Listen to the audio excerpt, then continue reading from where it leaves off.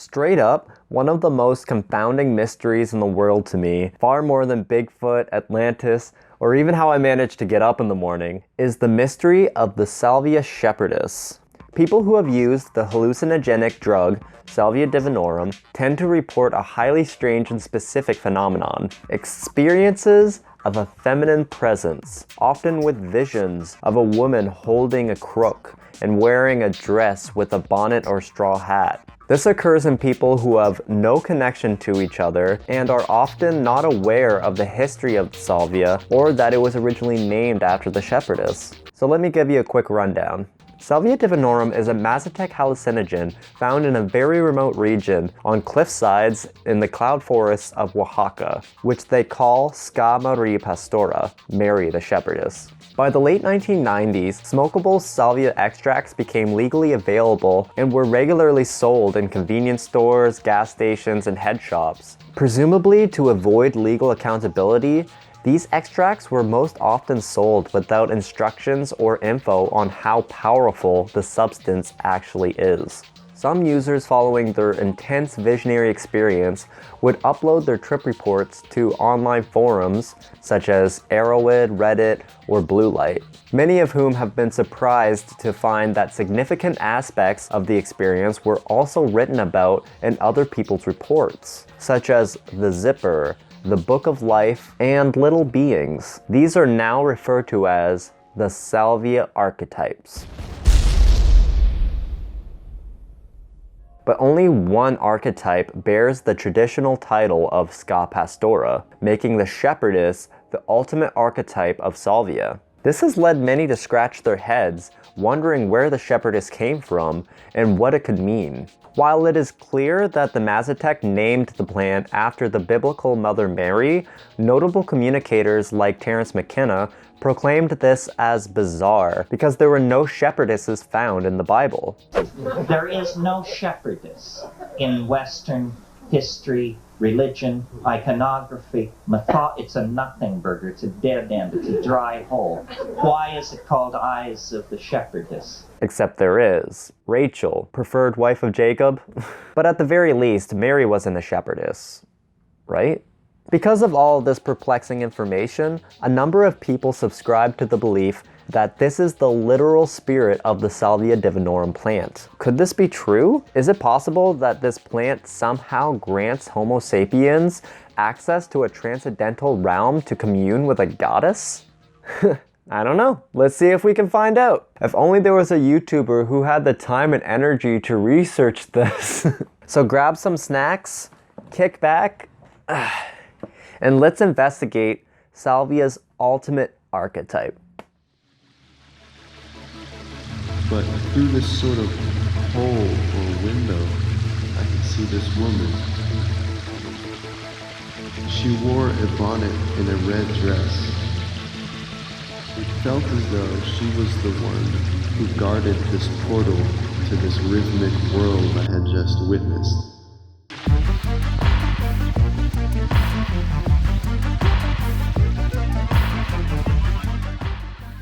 Part 1. The Massatech Tradition. Ska Maria Pastora is used by the Mazatec, an indigenous people of Mexico, as both a tool and a medicine for gaining spiritual and healing powers. Their ancient practices and beliefs have been morphed by Catholic influence over time. For as long as we know, the plant has been regarded as an incarnation of the Virgin Mary, which they call Pastora, or the Shepherdess in English. And she is seen as the central figure of its spiritual dimension. On the day of the ritual, the leaves are collected fresh and served in pairs in order to balance the masculine and feminine energies. It is then consumed at night after a ceremony of chanting and thorough cleansing.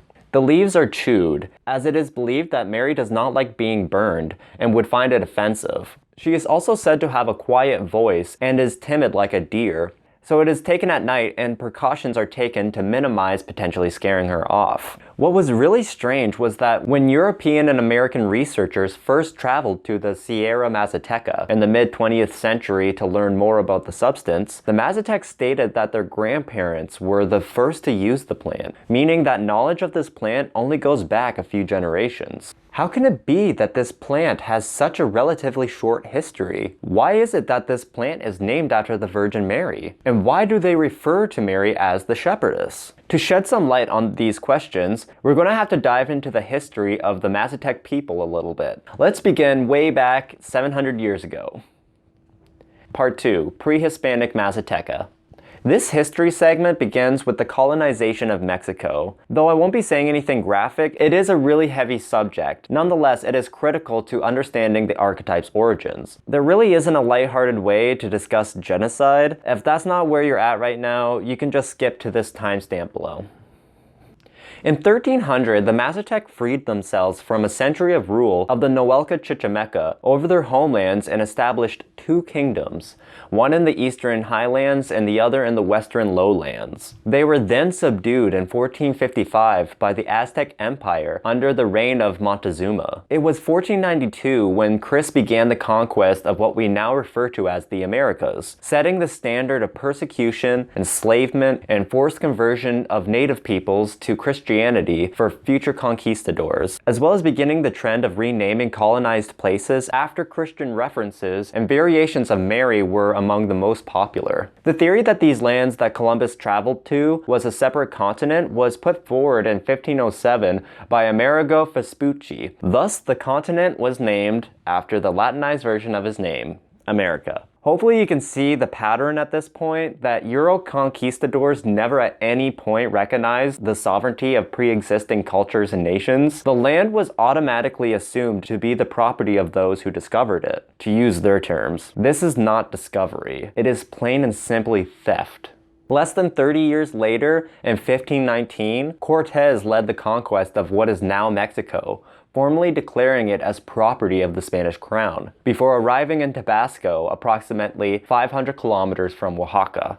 Only 2 years later, in 1521, Cortes had collapsed the entire Aztec Empire, which at that time incorporated much of modern-day Oaxaca, with the destruction of the capital Tenochtitlan, declaring a new city named Mexico City under the state of New Spain. The first churches in the valley were erected soon after the fall of the Aztec Empire in 1522, eventually building churches in every village. In 1537, when the Franciscans first arrived in Mexico, they burned down the sacred places of indigenous worship and violently suppressed their traditional practices. It wasn't until Charles V adopted the new laws of the Indies in 1542 that the indigenous peoples were granted rights under the crown. It took 50 years from the point of European contact until indigenous peoples would be treated with any sort of humanity at the time, and even that was just on paper. It is estimated that the Mexican population decreased roughly 90% between 1520 and 1620, from 20 million people down to 2 million people, largely due to the violence of the Spanish Inquisition and the diseases that they brought.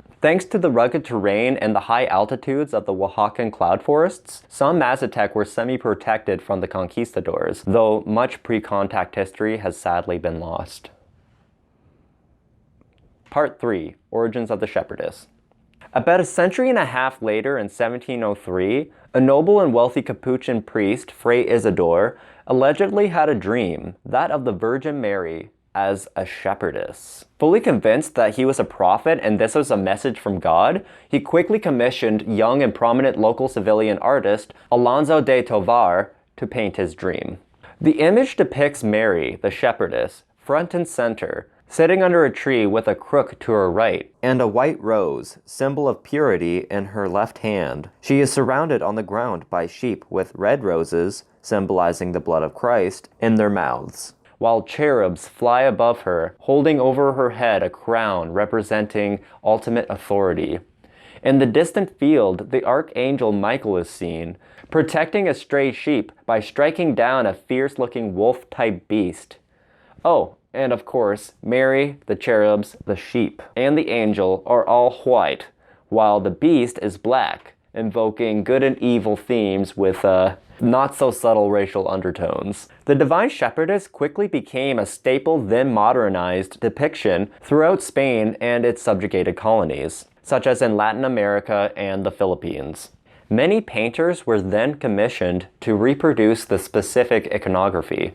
For a long time, Seville held a monopoly on American trade in Spain, causing significant contact between the ports of Seville and Veracruz. In 1743, a Franciscan testimony called Brotherhood of the Divine Shepherdess was established to spread the prayer of the Rosary to Veracruz. However, the shepherdess managed to reach the Americas earlier, for in 1736, a parish priest in Santa Rosa, Venezuela, commissioned a statue of the Immaculate Conception. Unexpectedly being delivered as the Divina Pastora, this statue became a national icon of Venezuela, being the patron of the state of Lara, where they have a massive annual procession and celebration that continues to this day. I believe it is likely that because of the spread of the shepherdess, Pastora may have just become synonymous with Mary in regions where the iconography was prominent. And we have a single pretentious fray to thank for that. Knock knock. Who's there? Isidore. Anyways, now that we have established where the conception of the Divine Shepherdess came from and the symbolism in the painting, let's now examine the symbolic elements that make up this archetype. Part 4. Symbolic elements.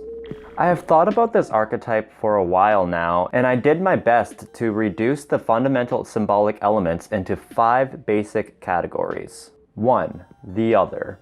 The first symbolic category is the very broad phenomenon of the other. Sometimes the other can be seen, sometimes it is only a voice, and other times it is a distinct presence only felt. This has been experienced in an extremely vast number of ways on almost all psychedelic substances known, as well as with certain mental illnesses such as schizophrenia or dissociative disorders. What makes Salvia unique in its presentation of the other is the fact that the majority of the time it seems to present as feminine. 2. Matriarch. It is very odd that no matter the sex or gender of the user, what is considered to be the ultimate archetype of Salvia is perceived as predominantly feminine, or according to some Redditors, having a feminine energy while being genderless. The vibe of the shepherdess is often described as imperious in some way, like the guardian/gatekeeper of the Salvia realm, or as a motherly guide to aid or teach the user through their trip. From a pharmacological perspective, there is a strong correlation between the timid character of the shepherdess, as described by the Massatech Tradition, and the methods of ingestion. The main psychoactive agent of Salvia is salvinorin A, and it agonizes the kappa opioid system, which is correlated with states of dysphoria. Chewing rolled up stacks of raw salvia leaves leads to lighter and more gentle visionary effects because the salvinorin A is absorbed by the salivary glands, which is a slower process. When smoking salvia, the lungs absorb the chemical much faster, causing an intense rush of salvinorin A to the brain. The characterization of the shepherdess is based on the content or quality of the trip. For example, users who smoke the extract tend to claim that she is cold, cruel, and seems to enjoy tormenting them. In contrast, when salvia is chewed or a less potent extract is smoked, the shepherdess is described as a benevolent, motherly caretaker. The dichotomy of the shepherdess being either nurturing or wicked is very reminiscent to the concept of the Marianismo, a term coined by Evelyn Stevens to describe the tendency in society to see women as either pure or depraved. 3. Childhood. Directly connected and contrasted to the motherly archetype is the childhood themes that are prevalent in most salvia trips. Whether it be regained childhood memories, encountering childlike entities, returning to a childlike state, or just intensely nostalgic vibes, salvia tends to uncover buried psychological states. The best example of this symbolic facet is the Trip Report Nursery Rhymes by YouTuber Salvia Shaman, in which he describes a number of childlike themes such as feeling like lying on a basket of cookies, the childish mockery and singing of smaller beings, as well as seeing a woman in a bonnet and dress. These are motifs of infamous old nursery rhymes such as Little Bo Peep and Mary Had a Little Lamb. Whether it be Little Miss Muffet or Mother Goose, the iconography of feminine characters wearing bonnets and dresses embarking on picnics is common throughout early childhood literature. I suspect that the societal tendency of traditionalism and nostalgia plays a big role in these depictions remaining popular. Being in a state of a child puts one in the position of following a parent, guardian, or caregiver, as the infantile state makes one vulnerable, necessitating protection from a stronger and wiser figure. 4. Succession.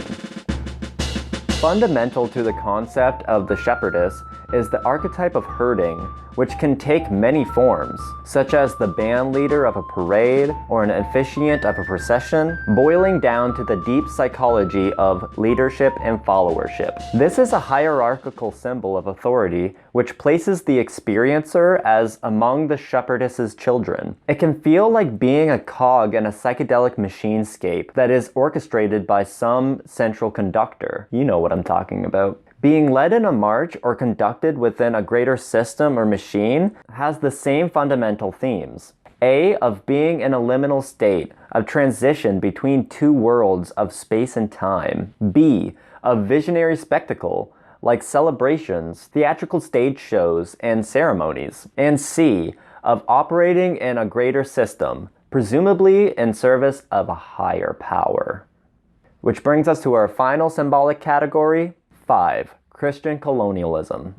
As we now know, the iconography of the shepherdess was imported by Europeans to Central America in the 18th century, as it was conceptualized by Fray Isidore in 1705. Christian conversion of the indigenous peoples was heavily enforced by colonizers. Thus, most surviving indigenous cultural practices and cosmology was merged with Christian influences. The symbolism of the biblical Mary is extremely vast given the countless variety of conceptions of the figure throughout its grueling 2,000 odd years of its existence. But broadly speaking, she was a maternal symbol of ultimate moral and sexual purity, as in a virgin. Selected by Big Sky Daddy himself to bear the Messiah. In essence, she is the mother of Christianity. I gotta say that it is super gross and messed up to be basing their notion of purity on virginity, directly insinuating that natural human sexual drive is sinful. The symbols specific to the divine shepherdess are the same as talked about in the last section of processions, and were heavily influenced by the high colonial presence in the port city of Seville,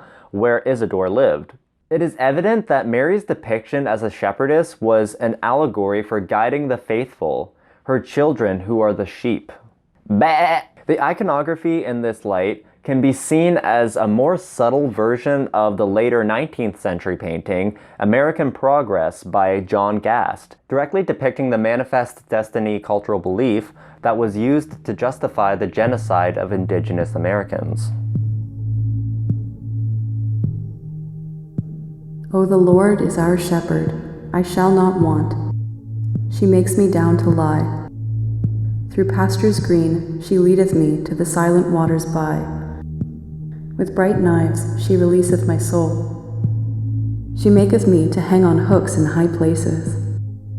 She converts me into lamb cutlets.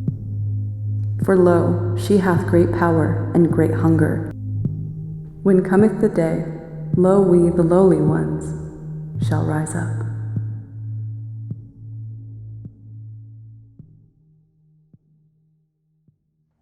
The shepherdess archetype has always baffled me, more so than other archetypes, because of how completely random it feels. After learning about Fray Isidore, I actually wondered if it was somehow possible that some Salvia divinorum made its way to Spain and Isidore had the visions of the shepherdess through psychedelic intoxication. This speculation came to me when I was more idealistic and I wanted to propose the shepherdess is truly the manifestation of the Salvia spirit. Yes, I have been working on the script for quite a while.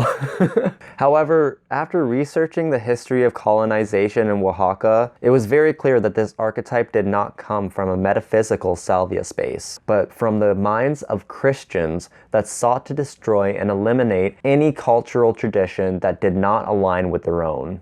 This also explains why the Mazatec peoples of today may continue to be secretive about their history with Ska Pastora, as under the rule of New Spain, even the possession of the sacred grain amaranth was enough to be punished by maiming or death. The Mazatec have managed to protect the Salvia divinorum plants over the centuries, first from Spanish persecution and then from American imperialism, by growing it in secret places to keep it from being destroyed or stolen. If the Spaniards did know about the plant, they did not document it as far as I know. If you had asked me 2 or 3 years ago what I thought about the Salvia Shepherdess, I probably would have said it was the spirit of the Salvia dimensions. Now, after a while of reflecting on this history, I see the shepherdess as the living legacy of colonialism.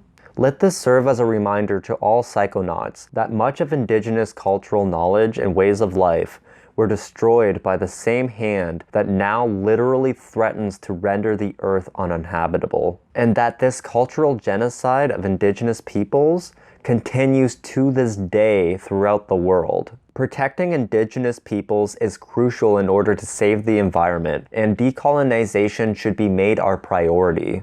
With all that being said, there are still mysteries about the shepherdess, such as why is it that users experience specifically a feminine other? Like honestly, what's with that? As our understanding of both psychology and salvia develops, we may one day uncover the secrets behind this confounding archetype. I really appreciate you watching. I hope you enjoyed this. If you did, be sure to leave a like and subscribe if you haven't already. And comment "Protect Indigenous Cultures" to show your support. Having talked a lot about the Mazatec in this video, I'd like to shout out Esperanza Mazateca, a pandemic relief project for the Mazatec community. This initiative is led by Inti Garcia Flores, a local professor, archivist, and conserver of Mazatec culture. The links are down in the description if you would like to help them get their much needed supplies. As always, this video was made possible because of the ongoing support of the lovely patrons of this channel.